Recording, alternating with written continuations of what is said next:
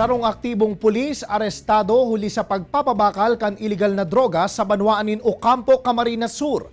Poco más o menos 68,000 pesos na kantidad ng droga nakuha sa suspetsyado. Iniasin iba pang mga bareta manungod sa laban kontra iligal na droga sa Camarines Sur. Aramon sa report. Arestado sa pigasang anti-illegal drug operation kan PNP Sinpedeya ang sarong pulis sa Sitio Bagnusan, Barangay Hibago, Ocampo, Camarines Sur. Binistuan suspetsyado na si Police Chief Master Sergeant Romeo Penolio, 43 anyos, na residente ka na sambitan ng Banwaan. Nakumpiskar ki Penolio, anday mababa sa 10 gramo kan pigtutubo ng shabu na nagkakantidad ni nasa 68,000 pesos. Apwera sa mga drug paraphernalia, nakuha man sa posisyon kan suspetsyado ang sarong kalibre 9mm na badil, mga magasin, asin bala kaini.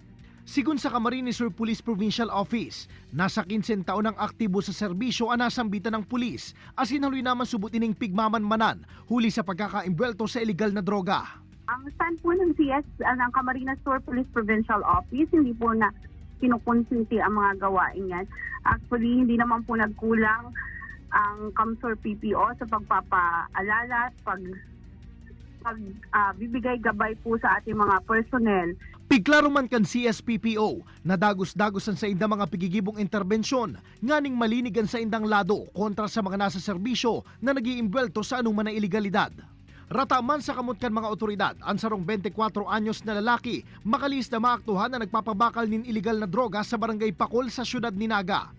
Susog sa impormasyon, hali pa sa Banwaanin Milaor ang suspetsyado. Nakuha digdian nagkapirang sa nin droga na nagkakantidad nila 3,500 pesos. Mientras tanto, dakop man sa sarupang buy-bust operation sa Barangay San Felipe ang sarong 35 anyos na lalaki. Nakuha man sa posisyon kan suspetsyado ang nagkapirang sa nin droga na nagkakantidad nila 3,000 pesos. Sa nagkapirang mga operations kang digdi sa Laukang Naga, ang kanaklang duman nakukuata may residensya outside Naga. So igualan sila nakukuha ang contact sila sa Laukang syudad. Kaya nagkukusog sila. Sa presente, nasa kustodiya na kan mga otoridad ang mga nagkadarakop na suspetsyado para sa maninigong disposisyon. Kaibanan si Jovel Ubiso, Jesse Cruzat, Balitang Bicolandia.